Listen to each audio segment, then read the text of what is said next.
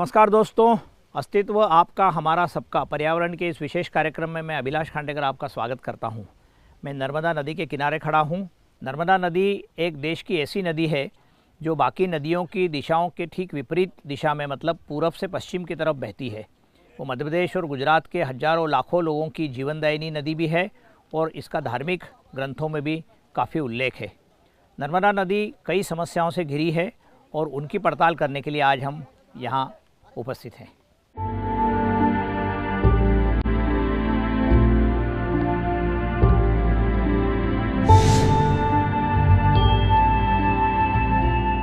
देश की अनेक प्राचीन नदियों में नर्मदा अपना एक विशिष्ट स्थान रखती है।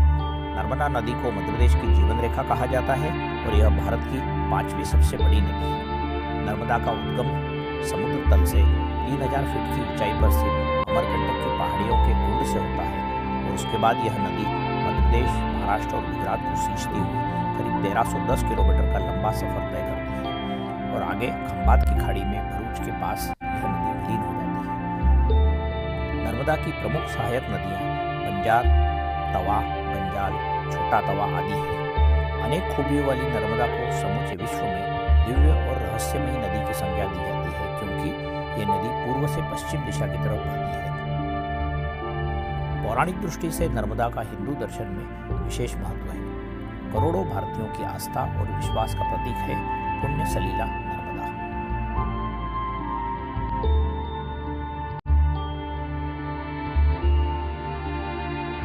देश की दूसरी नदियों की तरह नर्मदा भी वर्षों से प्रदूषण की मार झेलने पर मजबूर है। छोटी बड़ी नालियों, उद्योगों और कारखानों से निकलने वाला गंदा पानी और केमिकल्स लगातार नदी में गिरते हैं, जो इसको प्रदूषित कर रहे हैं। नदी में साबुन, डिटर्जेंट का इस्तेमाल, पशुओं को नहलाना और अन्य ऐसे कारण हैं जो नर्मदा नदी के जैव तंत्र को आघात पहुंचाते हैं और प्रदूषण की मात्रा को बढ़ा देते हैं। नर्मदा नदी को प्रदूषण मुक्त करने के लिए सरकारी और गैर सरकारी प्रयास तेज किए जाने की आवश्यकता है। इसी दिशा में जन जन को नर्मदा नदी के प्रति जागरूक बनाने के लिए मध्य प्रदेश सरकार की एक सार्थक पहल नर्मदा सेवा यात्रा रही, जिसको एक आंदोलन के रूप में 11 दिसंबर 2016 से शुरू कर 11 मई 2017 तक चलाने का प्रयास हुआ। पर्यावरण को बचाने की यात्रा है, ये पेड़ लगाने की यात्रा है, ये नदी के संरक्षण की यात्रा है। आइए एक नया इतिहास रचे नदी के संरक्षण का, पर्यावरण बचाने का और नर्मदा मैया को दुनिया की सबसे शुद्ध नदी, सबसे स्वच्छ नदी, सबसे पवित्र नदी बनाकर ही चैन की सांस लें।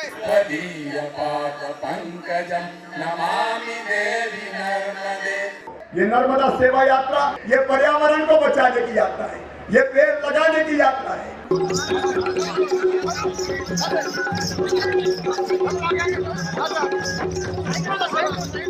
आस्था और विश्वास की दृष्टि से भी हमने लोगों का नजरिया समझा। नर्मदा जी के साथ तो जितना करो उतनी ज़्यादा श्रद्धा बढ़ती है। साक्षात वो तो माँ नर्मदा तो कलयुग की गंगा ही है एक तरह से, और हम दोनों टाइम मतलब दिया बत्ती जो भी हमसे बनता है उतना करते हैं और जो भी मनोकामना माँ पूरी करती हैं।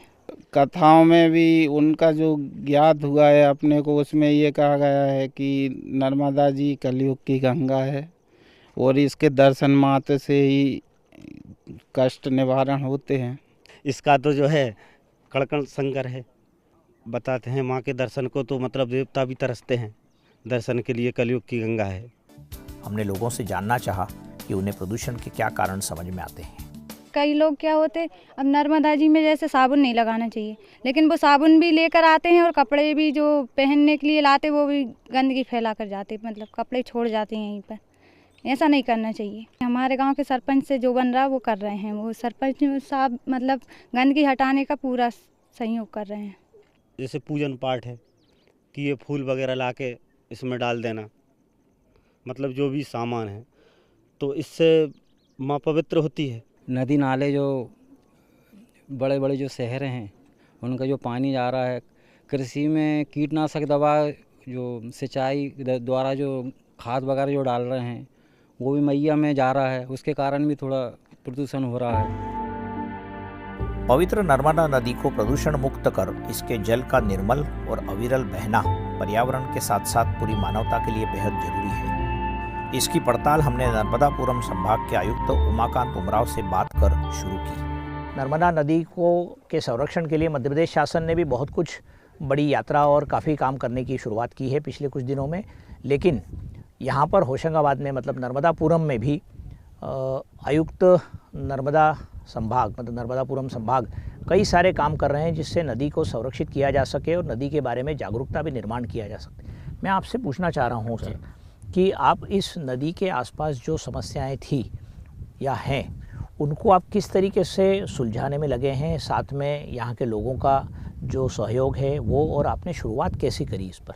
जो नदी है उसके दो मेन कंपोनेंट या फीचर्स रहते हैं और वो हैं हाइड्रोजियोलॉजिकल फीचर्स और हाइड्रोजियोग्राफिकल फीचर्स।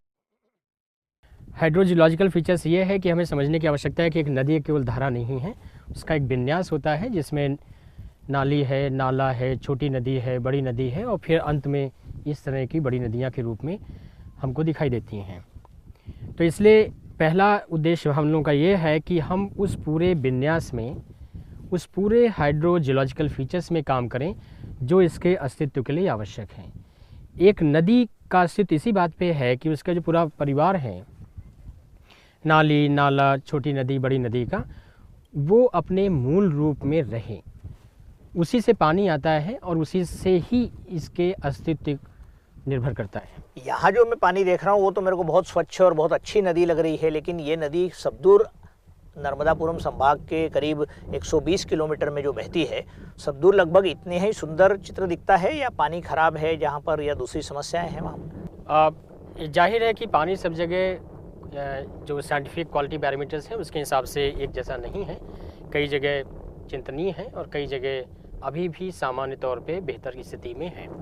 मैं बात कर रहा था जो जियोग्राफिकल फीचर्स हैं उसमें नदी के आसपास का जो जोन है वो इसी का अंग होता है, जैसे रिपेरियन जोन कहते हैं। रिपेरियन जोन की जो फ्लोरा एंड फौना है वो इस नदी को वो महत्व देता है जिसके वजह से पुरातन काल से नदियाँ पवित्र मानी जाती रही हैं और जिसके वजह से लोग यहाँ आते रहे हैं। और उसके दो कंपोनेंट हैं, एक रिवराइन बायो लाइफ जो इसमें छोटे छोटे जीव, चाहे वो माइक्रो जीव हों या उससे बड़े जीव हों या ढेर सारी जो इसमें मछलियाँ होती थी या ऐसे जीव जंतु जिनकी वर्टिब्रा होती थी, चाहे वो क्रोकोडाइल्स हैं, चाहे वो टर्टाइज हैं या और भी ऊदबिलाव जैसे यहाँ पाया जाता था वो हैं। अभी चुनौती ये है हम लोगों के सामने कि जो रिपेरियन जोन की फ्लोरा एंड फौना थी वो काफ़ी हद तक नष्ट हो चुकी है और वो जो फ्लोरा फौना थी वो नदी के लिए एक तरीके से जैव विविधता थी। वनस्पति जो थी वो इसके लिए किडनी का काम करती है, लंग्स का काम करती है और हार्ट्स का काम करती है। यदि वो हमने ख़त्म कर दिया तो फिर ये एक साधारण जल ही रह जाएगा, जिस तरह की हम नहरों में पानी देखते हैं। नहरों के पानी में और नदियों के पानी में एक यही फ़र्क है कि उनका रिपेरियन जोन नहीं होता है। जो बहुत सी अच्छाइयाँ एक नदी में स्वाभाविक रूप से इवॉल्व हुई हैं करोड़ों वर्षों में, जिसके वजह से ये पवित्र माना जाता रहा है, वो नहरों में नहीं है, वो यहाँ है। वो रिपेरियन जोन की जो वेजिटेशन थी, वनस्पतियाँ थी, उसमें काफ़ी ऐसी हैं या तो एक्सटिंक्ट हो गई हैं या वो दुर्लभ हो गई हैं या जिस तादाद में पाई जाती थी वो अब नहीं है। तो उसका अध्ययन आपका पूरा हो चुका है? उसका अध्ययन हम लोग लगभग जारी है और काफ़ी सब्सटेंशियली कर लिया हुआ है। तो आपकी योजना में वो जो वनस्पतियाँ जो दुर्लभ हो गई है या जो गायब हो गई उनको वापस लाकर लगाने की योजना? उसके वापस लगाना है और उसी रूप में लगाना है। जो यहाँ थी केवल वही लगाना है। उसमें घास भी है, घास फैमिली की बहुत से हैं, उसमें क्रीपर हैं जो लताएँ होती हैं, उसमें बहुत सी झाड़ियाँ हैं, हर्ब्स हैं, श्रब्स हैं, बहुत से पेड़ हैं जो इसके किनारे होते थे। तो यहाँ के नागरिकों को नर्मदा के प्रति एक थोड़ा सा आदर भाव होगा, लेकिन उनको ये सारी चीज़ें मालूम हो जरूरी नहीं है और वो इसका जाने अनजाने में इस नदी को नुकसान पहुँचा रहे होंगे। तो इसके लिए आपकी कोई कार्य योजना है क्या? निश्चित रूप से, चूँकि ये हिस्टोरिकली धीरे धीरे ख़त्म हो रही है इसका ज्ञान, तो हम लोग प्रत्येक गांव में जाते हैं जो नर्मदा जी के किनारे के गांव हैं और वहाँ ऐसे बुजुर्ग लोग जो 80 साल के हैं, 85 साल के हैं, 90 साल के हैं, उनके साथ बैठते हैं और उनसे दो चीज़ें पूछते हैं। एक तो ये है कि वो नर्मदा जी के किनारे कौन सी ऐसी वनस्पतियाँ, घास थी, पेड़ थे, श्रब्स थे, हर्ब्स थे, और दूसरा इनका औषधि इम्पोर्टेंस क्या था। क्योंकि वही तो इनको रिकॉर्ड कर रहे हैं, इनको रिकॉर्ड कर रहे हैं जी। और लगभग कई सौ वृक्ष, वनस्पतियाँ, घास, इसका हम लोगों ने ऑलरेडी डॉक्यूमेंटेशन सूची बन गई है। अब नेक्स्ट स्टेज पे इसमें ये जा रहे हैं कि ये जो ख़त्म हो गई हैं या वहाँ नहीं है जहाँ पहले थी, तो ये कहाँ उपलब्ध हो सकती हैं, तो उसकी खोज एक तरीके से कर रहे हैं कि कहाँ ये उपलब्ध हो सकती हैं। थर्ड, उसके टेक्निकल भी हम लोग तरीके निकाल रहे हैं, खोज रहे हैं कि उनके मल्टीप्लिकेशन का या उनके रीजनरेशन का या उनके प्लांटेशन के तौर तरीके क्या हो सकते हैं। वो भी काफ़ी कार्य हो चुका है और मुझे खुशी है कि जब हम गांव में जाते हैं तो जो बुजुर्ग लोग जब ये बात शेयर करते हैं तो उसी गांव के जो यंग लोग हैं, जो 40 साल या उससे कम है, उनके लिए उत्साही होते हैं, उनको ज्ञान मिलता है। तब उनको पता चलता है कि ये नर्मदा जी पवित्र क्यों कही जाती थी, क्योंकि वो जब बताते हैं कि वो उनकी इतनी औषधि गुण थे कि कई ऐसी भी औषधियाँ थी कि किसी को कट लग जाए, घाव हो जाए और वो लगा लीजिए तो कुछ ही घंटों, लेप के रूप में, तो कुछ ही घंटों में वो हील होना, सब्सटेंशियली हील हो जाता था। और वो ये गुण जो आते थे वो उस वनस्पति से आते थे, जो रिपेरियन, जो जिसे हम लोग कहते हैं, जो नर्मदा जी किनारे होती थी, और नर्मदा जी में जो जीव जंतु थे वो उससे आता था। रिपेरियन जोन जैसे ही खत्म हुआ या संकट में आया, वैसे ही जो यहाँ का जीव जंतु की क्वालिटी वो भी खराब हुई और वो जीव जंतु खत्म होने शुरू हो गए, नष्ट हो गए। वो एक तरीके से फीडर वो है जो इसके पूरे को बैलेंस देता है, इसको औषधि गुण देता है, इसकी लाइफ को इनरिच करता है, इसको फीड करता है, जो यहाँ की बायो लाइफ है उसको। इसलिए आवश्यक है सबसे पहले कि हम रिपेरियन जोन को पुनः वापस लेके आएँ। नदियों के किनारे मिलने वाली बालू रेत जैव संपदा का हिस्सा है, लेकिन रेत का अवैध और अनियंत्रित खनन नदी के स्वास्थ्य पर प्रतिकूल असर डालता है। उमाकांत जी, नदी संरक्षण में एक बड़ी बाधा के रूप में जो देखा जाता है वो है अवैध रेत का उत्खनन। देश की सारी नदियों में लगभग ये समस्या है। नर्मदा में और नर्मदापुरम में इस समस्या कितनी जटिल है और उसके लिए आप क्या कर रहे हैं? आज से 50-60 वर्ष पहले 80-90% या ज़्यादातर पानी वो अंदर आता था, ऊपर से पानी आने वाला बहुत कम था। हम सभी जानते हैं कि जो रेत आती है वो ऊपर से जो पानी आता है, सतह के ऊपर से बह के आता है, उससे आती है। आज के हालात में ज़्यादातर पानी ऊपर से ही आ रहा है, तो 50-60 वर्ष पूर्व जो रेत की मात्रा आती थी उससे कई गुना रेत अब आ रही है और ये रेत आके नदियों में इकट्ठा हो जाती है। इसके वजह से दो चीज़ें हो रही हैं। एक, जो नदी का जीव जंतु है, जो इकोसिस्टम है, उसको उसके हैबिटेट के लिए आवश्यक है कि नदी के जो बेड है उसकी प्रोफाइल एक खास तरीके की हो, बनी रहे। कई जगह खुरदुरी चाहिए, कई जगह पेबल्स चाहिए, कई जगह बोल्डर्स चाहिए, कई जगह रॉकीज चाहिए। लेकिन जब रेत इकट्ठा होती रहती है तो ये उसका हैबिटेट प्रभावित होता है, मतलब उसमें बाधक बन जाती है। इसलिए आवश्यक है कि इसको हम निकालते रहें। ये आवश्यक है उसके हैबिटेट को सुरक्षित करने के लिए कि हम निकालते रहें। दूसरा ये भी है कि जैसे जैसे रेत इकट्ठा होती रहती है, नदी के बेड ऊपर होते जा रहे हैं और ये सभी जगह सभी नदियों में हो रहा है, तो वो पानी जो है फ्लड होके अन्य क्षेत्रों में फैलता जा रहा है। मतलब आपका कहना है कि रेत यदि नियंत्रित रूप से या नियंत्रित मात्रा में निकलती रहे तो नदी के स्वास्थ्य के लिए ठीक है, निश्चित रूप से। तो इसमें लेकिन मैं बात कर रहा हूँ अवैध रेत उत्खनन की जी, उसमें कुछ आप एक्शन ले रहे हैं क्या? निश्चित रूप से जो भी अवैध उत्खनन के रोकने के लिए कानूनी उपाय हैं वो सारे यहाँ प्रयोग किए जा रहे हैं और इफेक्टिवली प्रयोग किए जा रहे हैं। मैं इसमें एक चीज़ और कहना चाह रहा था कि जो रेत इकट्ठा होती है उसको खनन में दो चीज़ें बहुत साइंटिफिकली ध्यान रखने की ज़रूरत है। एक तो ये है कि हम जो नदी का हैबिटेट है उसको, ये सब जो दिख रहा है हमको जो सामने, हाँ, और उसके आसपास का भी जी, तो जो नदी का हैबिटेट है और विशेष रूप से जो बेड का हैबिटेट है उसको हम मूल रूप में प्राप्त करते रहें। इस तरह खनन किया जाए जिससे कि जो यहाँ प्लैंक्टन्स हैं, फिश हैं, उनका मूल हैबिटेट डिस्टर्ब ना हो। एक चीज़ ये है। दूसरा है जो नदी के जीव जंतु हैं उनके कुछ खास क्रिटिकल स्टेज होते हैं जहाँ वो एग लेइंग करते हैं या वो उनके खाने के लिए जाते हैं, वहाँ इस तरीके से इतना नियंत्रित किया जाने चाहिए साइंटिफिकली जिससे कि उनकी एग लेइंग बेड्स वो प्रभावित ना हो। नर्मदा संरक्षण कार्य में कई सालों से लगी गैर सरकारी संस्थाओं की भी सराहनीय भूमिका रही है। इनमें से एक नर्मदा समग्र संस्था भी है।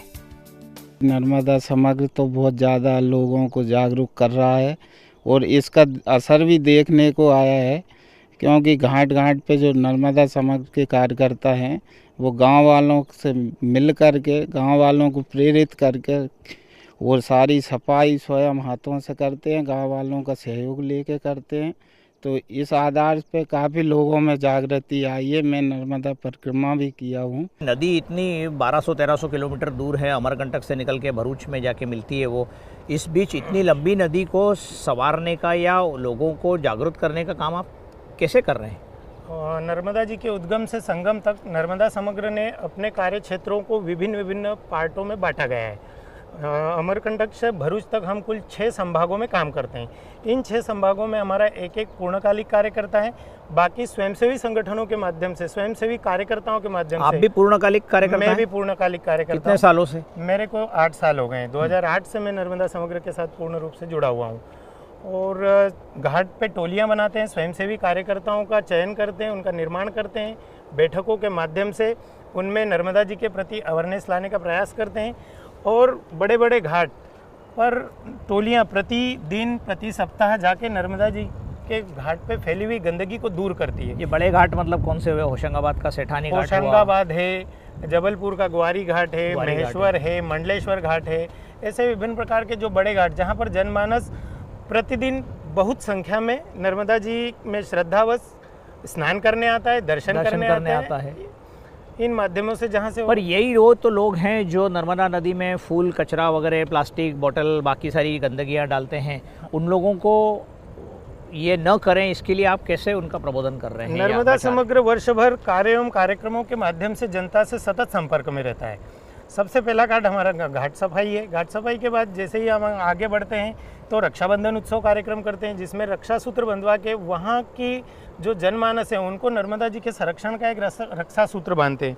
जिस प्रकार रक्षाबंधन पे एक बहन अपनी भाई को राखी बांधकर भाई उसकी रक्षा का संकल्प लेता है, उसी प्रकार हम श्रद्धालुओं को रक्षा सूत्र बंधवा कर नर्मदा जी के संरक्षण और संवर्धन का उनसे वचन लेते हैं, संकल्प प्रतिबद्धता। पर पर्यावरण की दृष्टि से नदी का जो महत्व है वो आप लोगों को कैसे समझा रहे हो?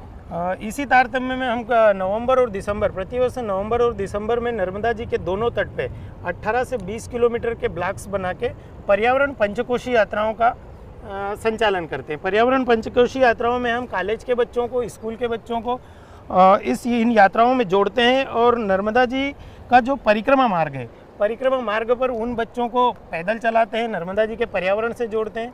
और इस बीच जो गांव आते हैं, इन गांवों में कॉलेज के बच्चे नर्मदा जी के संरक्षण और संवर्धन पर गांव के लोगों की चौपाल लेते हैं।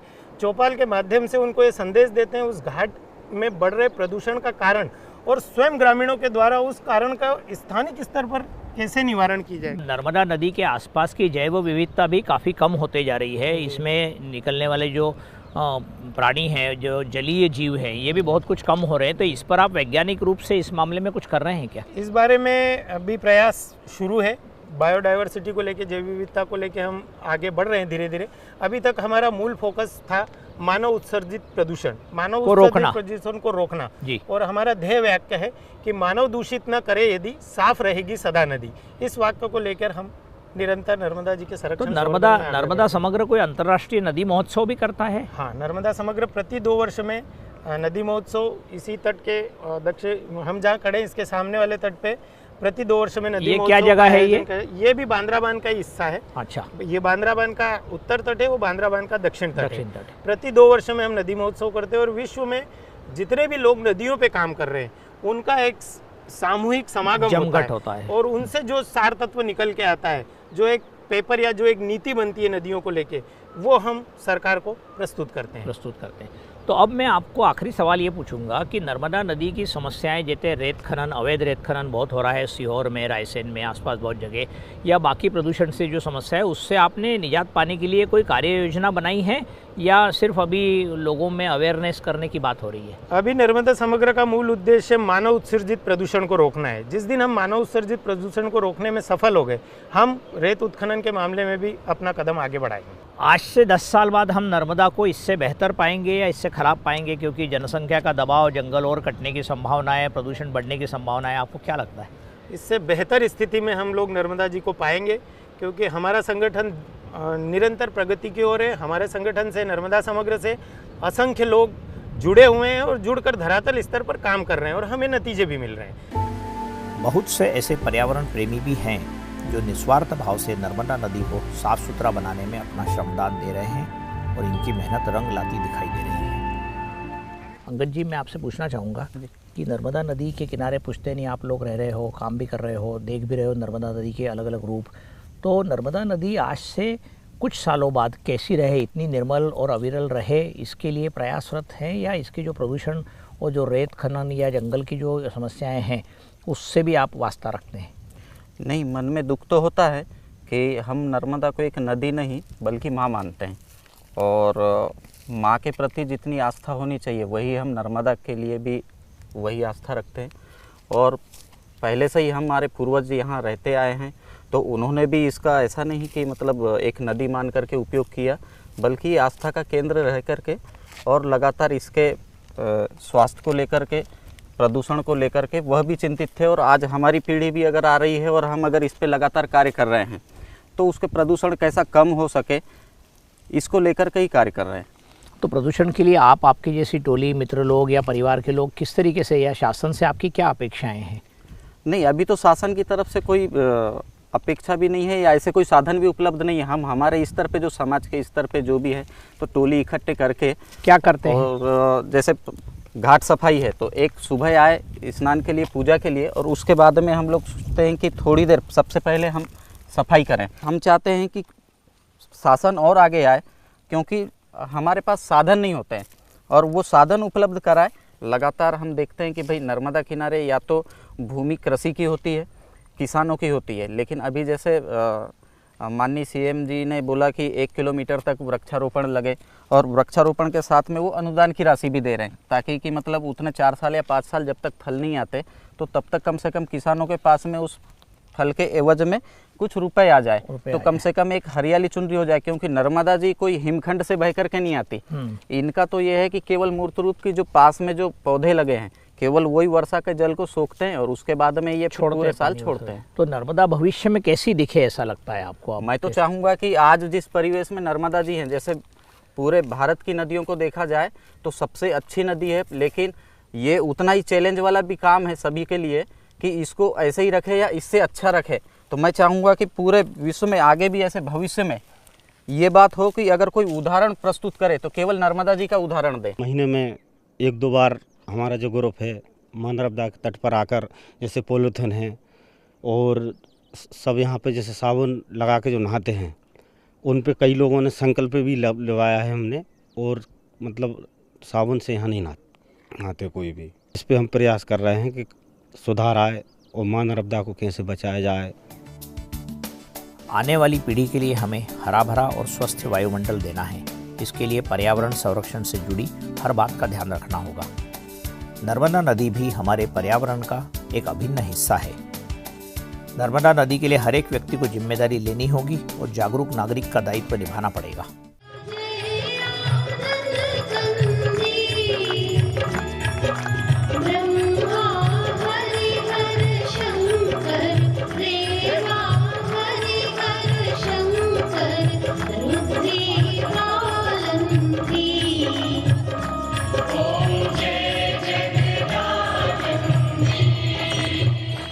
नर्मदा नदी पर केंद्रित विशेष प्रस्तुति के लिए बस इतना ही। अस्तित्व के अगले एपिसोड में हम किसी नए विषय को लेकर मिलेंगे। तब तक के लिए नमस्कार। आपको हमारा कार्यक्रम कैसा लगा? आप अपने विचार, सुझाव हमें इस पते पर लिख सकते हैं। अस्तित्व, Lok Sabha television, FB 116, parliament library building, parliament house, नई दिल्ली 110001। अगर आप हमें मेल करना चाहते हैं तो हमारा ईमेल ID है astitv.lstv@gmail.com। हमें आपकी प्रतिक्रिया का इंतज़ार रहेगा।